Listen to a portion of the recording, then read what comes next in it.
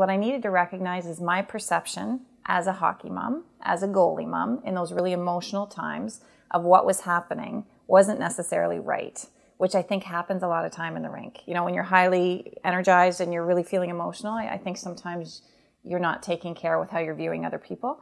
So I struggled with, when I would write things, is that really fair? Or was that more of how I was feeling? So that was a big thing to put out to other people. So that's when I made the decision to make it more a story about how I viewed the whole experience. But it started kind of by accident. I wrote it because I started writing after my son would have games because I found it very stressful. And I thought I was the only one in the arena that was finding it that stressful. So I used to come home, and if he'd had a bad game, or I felt that a coach was being unfair, or the parents in the rink were bothering me, or at least that was my perception, I would come home and I would write about it. And I used to read it after. So I would wait a couple days and I would then read it. And there was often times that my perspective was a little bit off, but it was funny too when I would look back, because I would write very raw. I would write what I thought at the time. And as I looked back at everything that I had written, there was a story in it.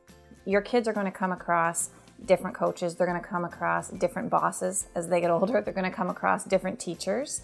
And you can go at every coach that you deal with, and you can complain, and you can do all of those things, but you're not going to be able to walk into your child's place of employment and yell at the boss. And you can't go to every teacher and go after every teacher. So it was more about learning to take a step back, and how do you teach your child how to deal with that.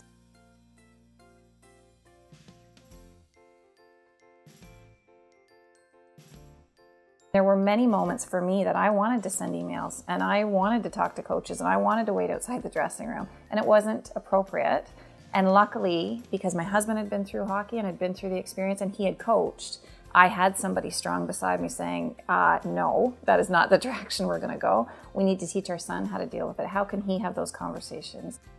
Your child isn't going to get every job that they apply for, and they're not going to like every teacher. And there is no better thing that sets your child up to learn about resilience than tryouts. So I wish I would have been able to go into that experience and prepare him and think, this is a great experience, instead of pacing, sitting in my car, panicking because is he playing as well as the other person? It doesn't matter.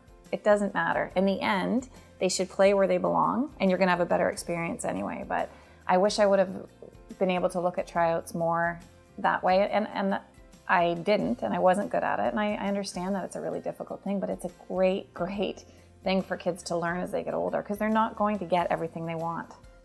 There's not another place where you would go and scream and yell at a child that's doing their best. There really isn't, and that it would be acceptable. But for some reason in the arena, that's okay. And I think when you're talking about another player, you need to remind yourself you're talking about someone's child. You're talking about a kid on the ice. I think more I'm just trying to create awareness before it gets much worse. Like, I think people have just maybe forgotten, you know, why we're there and why we put our kids in sport, be it hockey, soccer, ball. I think we've gotten so caught up in wanting to be the best at everything, and we get there and that competitive edge gets going, and I think we've lost the fact that we get to be with our kids. We're all there together. We're in the rink, they're healthy, they're out in the ice, it's a game. And I think it's a detriment to us as parents. We're missing out on a really, really great moment by stressing and being worried about it.